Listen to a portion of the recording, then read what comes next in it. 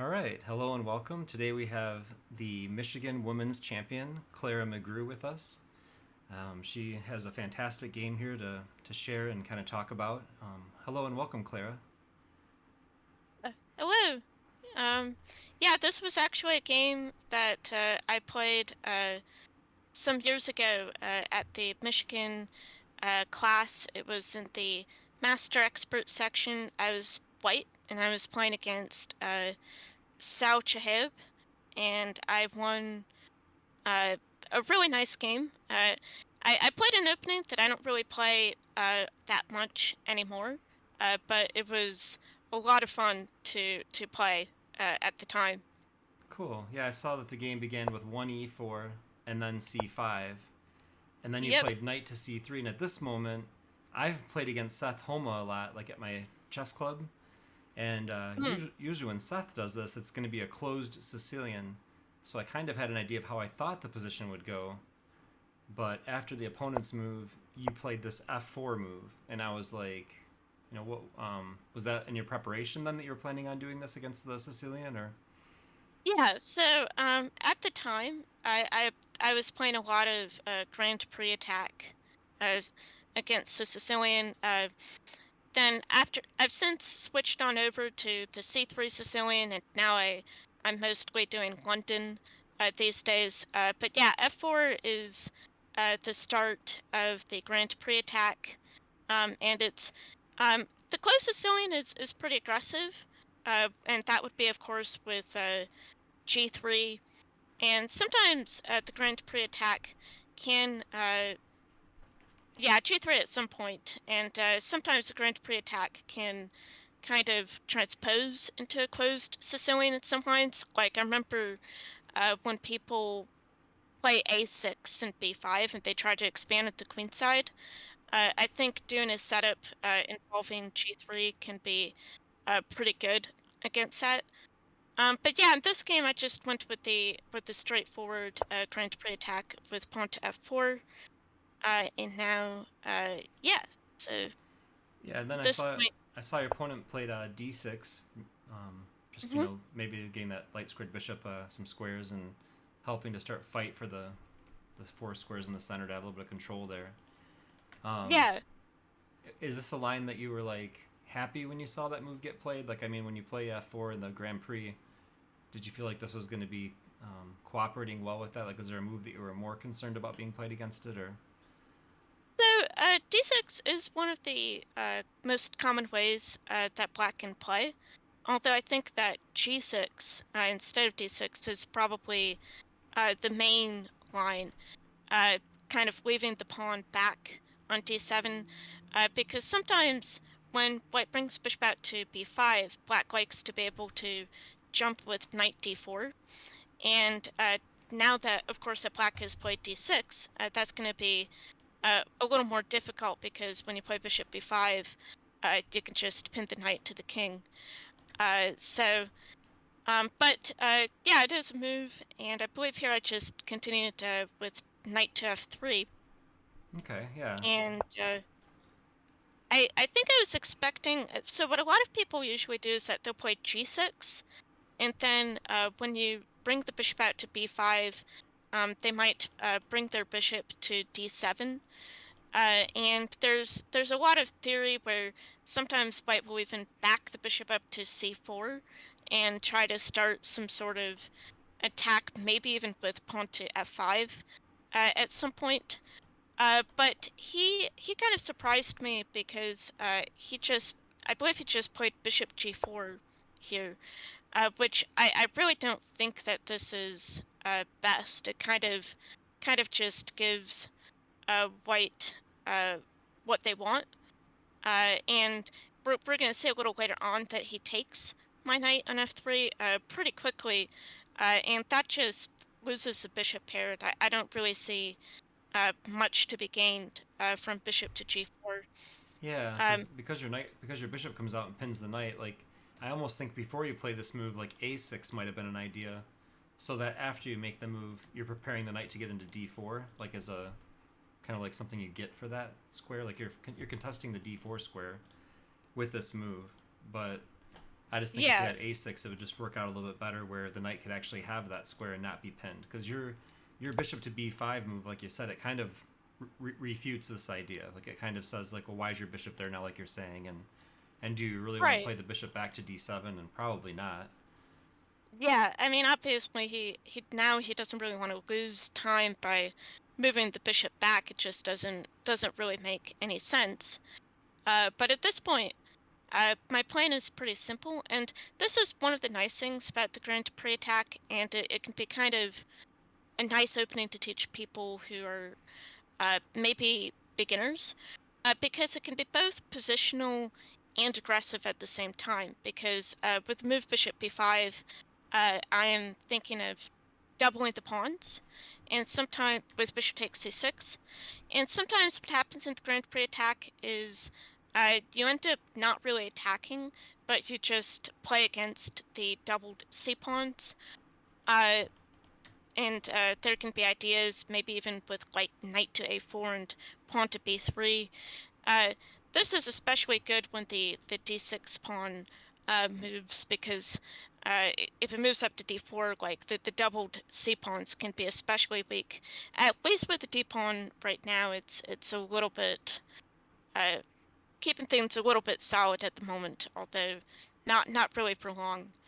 But yeah, so I mean, after bishop g5, just trying to uh, double the c pawns. So I think at this point he continued with pawn to g6. Pawn to a6 to challenging the bishop, but Oh yeah, I pawn would to a6. I would have expected like one of these moves first, just to avoid what you were saying, like try to keep the pawns from getting doubled maybe, and have a different way to recapture. But Yeah, a6 doesn't really do anything. I mean, it just allows me to go ahead and take on c6, which is basically what I want. yeah, now you got these So pawns, and like from what you were saying, you have like these kind of ideas later, but you're maybe focused on castling first. I think that's what you played next.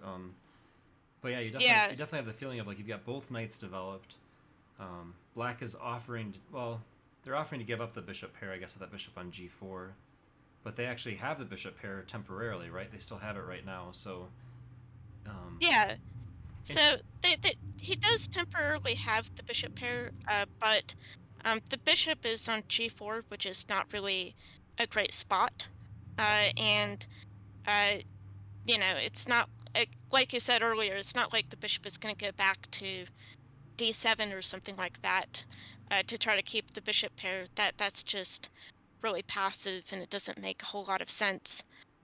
So yeah, at this point, I just decided to continue with normal development, castling, and he continued with pawn to g6. And now this is a point where I played pawn to h3, and I think this really poses black with some serious problems, because he can't play bishop to h5, because that just allows g4 trapping the bishop. But again, e6, d7, c8 don't really look like that great squares for him. yeah, So I would have been this, tempted to play back to c8 actually, and try like a4, and then maybe get the bishop out here eventually, like just to have it arrive on yeah, a different diagonal or something. But I would have probably wanted to keep the bishop here. Um, I mean, it is an interesting trial, though. I can probably, if bishop c8, I can probably do something with pawn to d3, and if the bishop comes out to a6 later on, maybe even pawn to b3, and that can like try to stop any ideas with pawn to c4 and thing like that. So yeah, yeah, it's interesting, although I'm not sure how good the bishop would be on that diagonal in the long run. that's true. But he just went ahead and gave back the bishop pair with bishop takes f3.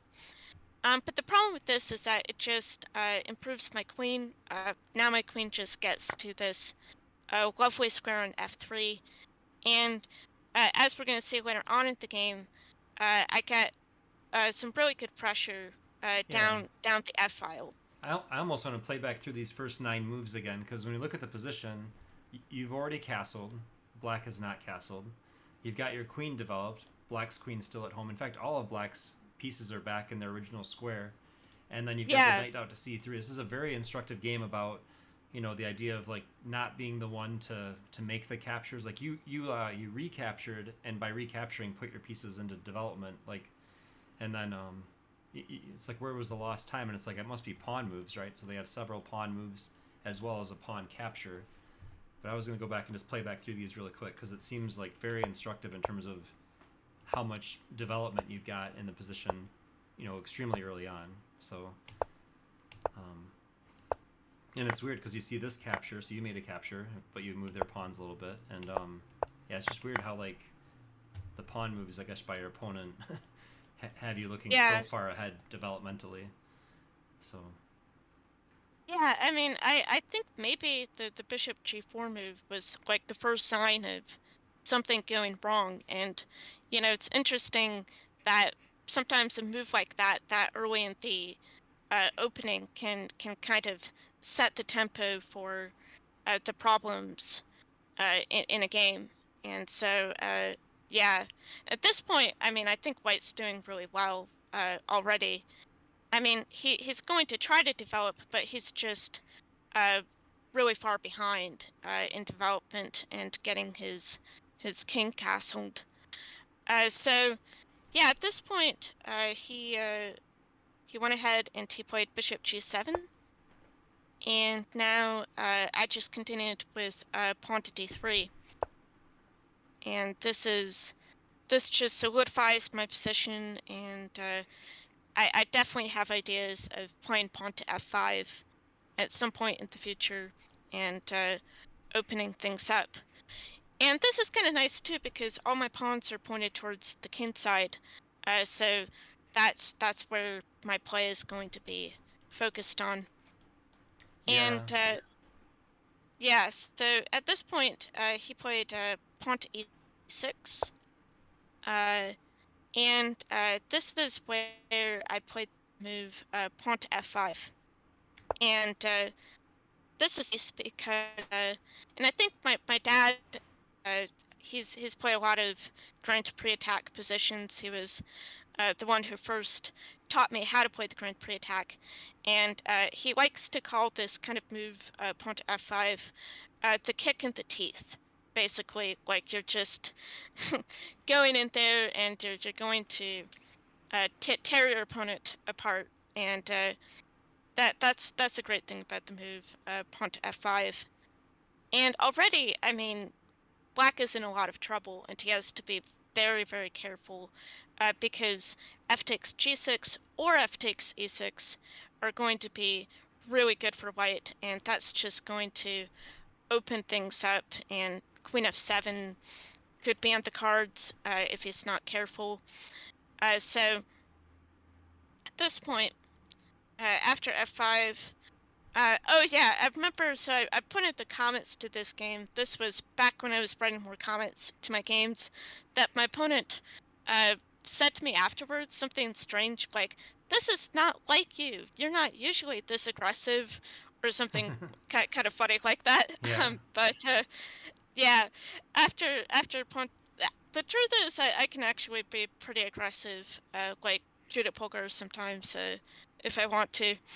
Oh, one kind of fun thing too is if knight to e7, there's pawn to f6, and that just forks both the knight and the bishop. So that's yet another kind of fun tactic in this position. So at this point, he tried to play bishop d4 check, but the issue with bishop d4 is that it just doesn't really do much of anything. And of course, often people like to have their bishop back on g7 because it can give them a little bit more security on the king side.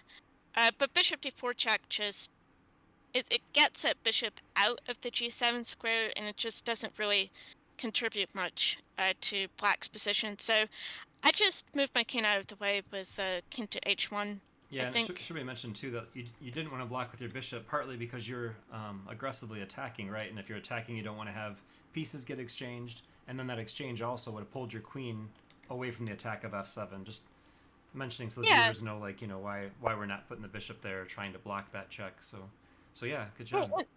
Keep And your. it's not really like I'm scared of the bishop on d4. It's, it's not really doing much on that diagonal, so I don't really have, any kind of great need to trade it off at this point.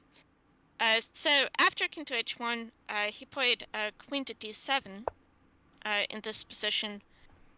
Yep. But now we get to kind of see the problem with the move bishop d4 check, because the bishop has left the f8 square, so it was protecting the f8 square.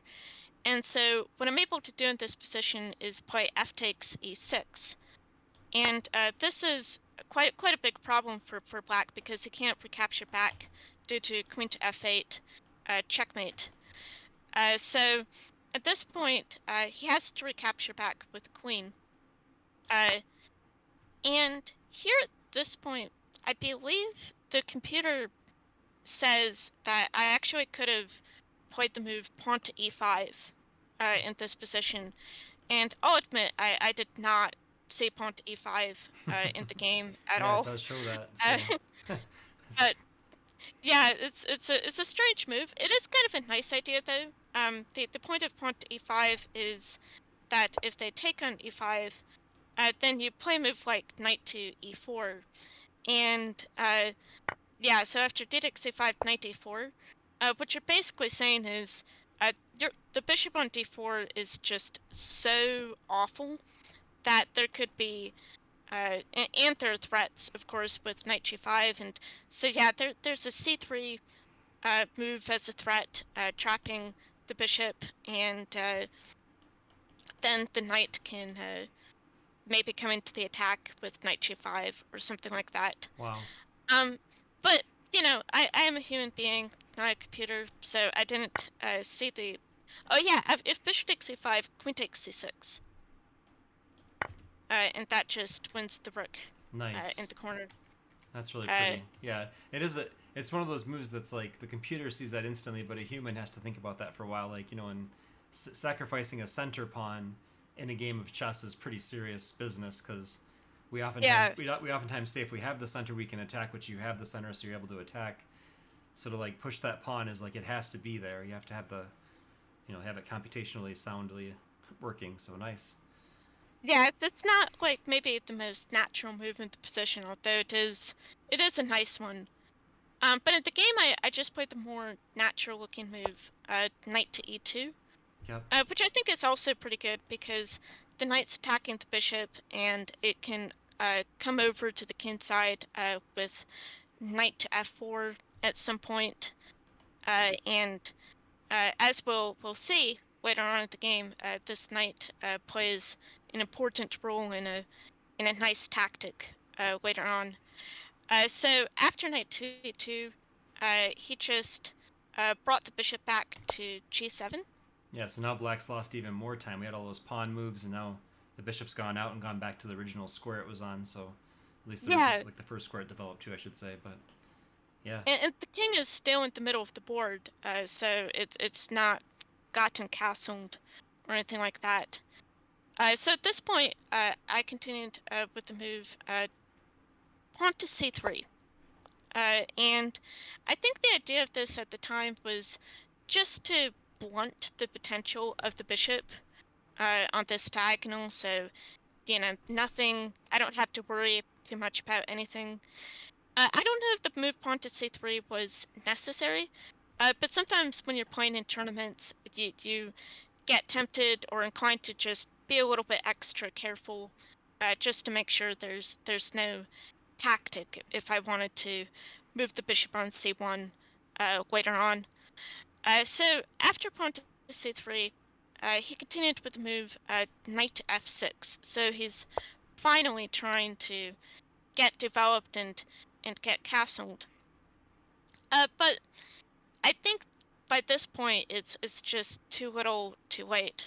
Because I continued with the move bishop g5, and this is very annoying for black because now I have all of this pressure on the knight on f6, and so he has to move that knight out of the way to d7.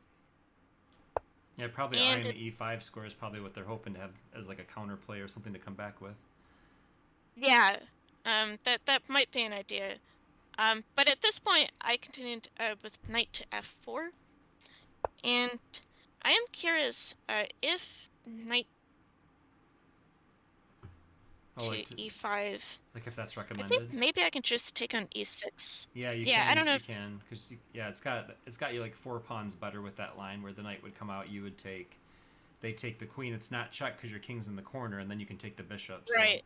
and then I think you can actually save uh, because your bishop's on the dark square there. You're actually able to save your knight on g7. I think making it really painful for black. So, um, Yeah, I think at the end of the day, White's just going to end up being up a piece. yeah, we can actually Um, go through this just so people can see it with the knight capturing. They capture, you yeah, capture with check, king goes here, and then I you mean, kind of have I a choice if you want to capture here or defend the knight, one nice thing about taking on f3 is that if he captures the knight on g7, I get bishop f6 check, and then get the and rook. Yeah, that seems like a great idea. So yeah, you take takes there, check, king. Probably can either go up or down, I guess, but yeah, um, it's not that not, pleasant, but man, yeah, I I, just I would want say the at rook that point it's into. just not fun because yeah, the next move is going to be bishop takes rook. So let's go back here. So they don't try that. Just seeing that it doesn't work, so they try.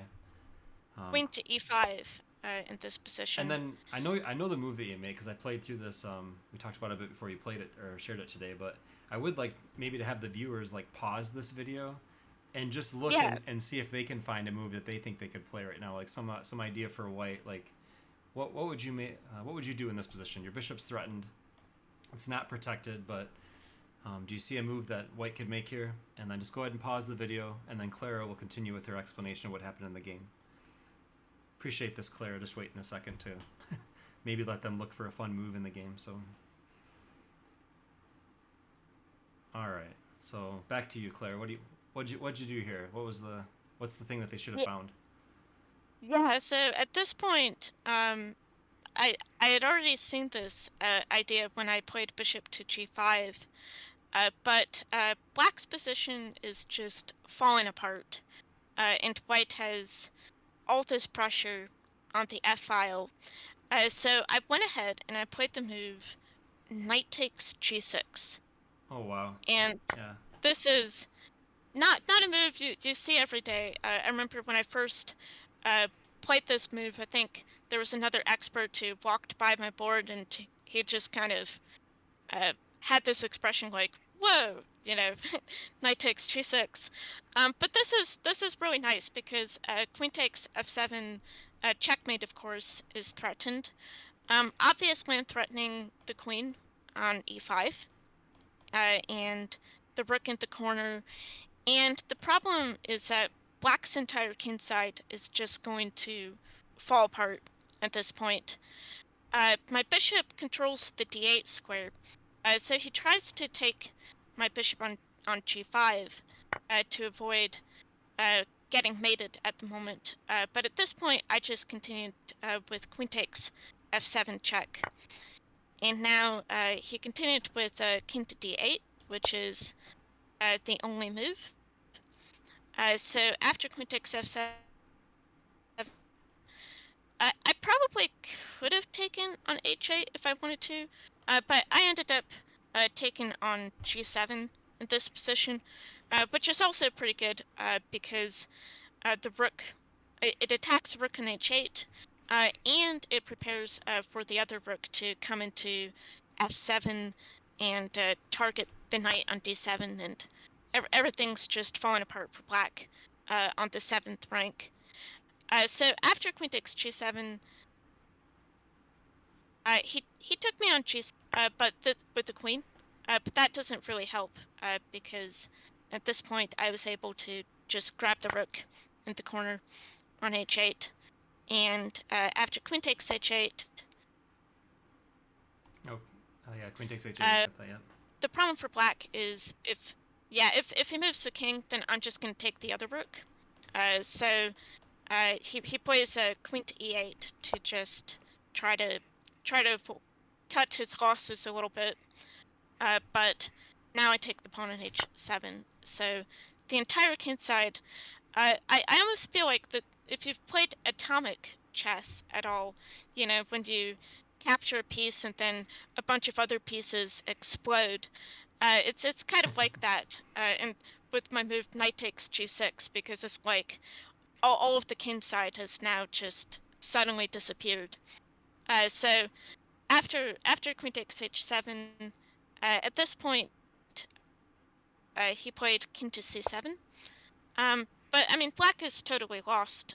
So I just brought the rook into the 7th rank with rook to f7, and the other rook on a1 is going to join in the action pretty soon. So he played defending the knight on d7, but after rook to d8, uh, now I just developed the other rook, rook a to f1, and at this point he played queen e6, and I played rook to e7, and he just decided to resign. There's not really that much hope, because the other rook is coming into f7, and white is up a whole bunch of material. Uh, so yeah, that was the game. I think it was about 25 moves, but I would definitely say it was. If I ever write a best games collection, this would definitely go in my best games.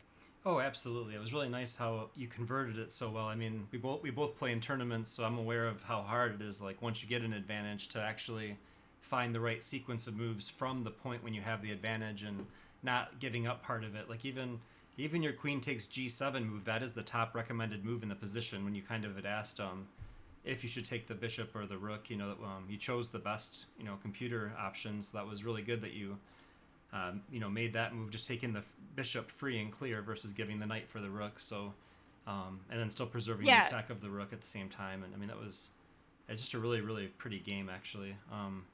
I enjoyed playing through it. Like, there's some games you play through and you're like, oh, they made a mistake, and if they hadn't made that mistake, you wouldn't have won the game. But I really think the whole game, like you're saying, comes back to this move. When you played the knight takes g6 move, that was such a beautiful stroke in the game. Like I was like, wow. There's so many other moves that are tempting, right? Like trying to save the bishop somehow. But then even as you try to save the bishop, like you see like g5 is going to fork your pieces, and does that matter? Would you be able to play like knight to h5? But you didn't deal with any of that stuff. You just went ahead and played knight takes g6 and really took advantage of everything that you had in the position where your rooks are connected, their rooks are not connected. You've castled, like um, we oftentimes talk about with our students, like having your pieces get developed first and what that does for you. And this game really demonstrates the power of that quick development and stuff. So yeah, definitely. And going back to what you said about winning like one games, sometimes people will say, the hardest game to win is a one game. And I actually played in a tournament, I think it was about a year ago, where I won a rook against somebody, and somehow I wasn't able to win, despite the fact that I was up a rook. So sometimes, it can be hard to win uh, winning positions, but thankfully in this game, everything was uh, pretty clear cut, and it worked out pretty well. yeah, So no weird things where like I'm up material but somehow can't win, or something yeah, like that. exactly. But I feel like these breakthrough moves like this is such like it's just like the next level of play, right? When you start leaving pieces undefended and moving to squares that are protected. Like GM Maurice Ashley has a whole series on what grandmasters don't see, and he talks about the Mm, idea of putting pieces on protected squares. So, like in this case, for example, G6 is quite protected, but you don't care. You yeah, don't care about that. You just recognize that the attack threw it on F7, the queen being under fire. You know, recognizing that you've got a fork there immediately. I mean, it's just so many things happen. That's the funny thing about chess too. I talk to people about the game of chess, and they're like, "Well, how could it be that exciting? You just make one move at a time." But a move like this has so much that happens with it. In one move, the queen and rook are exposes attackers on f7, and your bishop is still hanging, and the knight is hanging, and it's like there's all these things to think about based on just one move, and That's definitely what keeps me playing Yeah. chess and excited about it. Yeah, it was a very fun move to play at the time. Cool. Well, Uh, I'm really glad you came by today to share this game, and look forward to seeing more games. Do you plan on playing in the Michigan Open that's coming up here soon, or? so I'm probably not going to be able to play in the Michigan Open this year.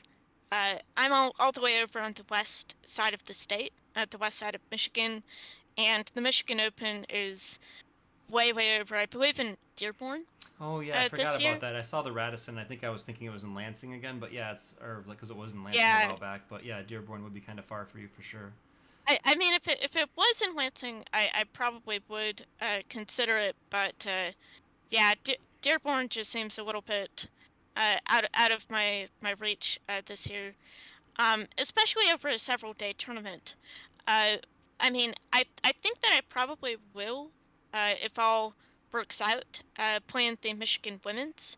And I know that that is also in Detroit. But my hope is to be able to make arrangements and play in that yet again.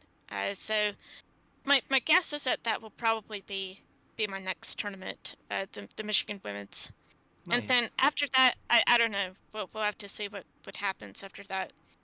Well, we'll have to get an update on how that goes for you. And thanks again for coming by today and showing this game. And just always nice to have you on the show. I know you came by my stream a while back and we played some games together. And it's just always nice to learn from you, Clara, and just follow up on your games and how you've been doing with chess. So keep plugging along, and look forward to seeing more exciting moves like this in your games, either in magazines or other places where the games get published. So have a wonderful day.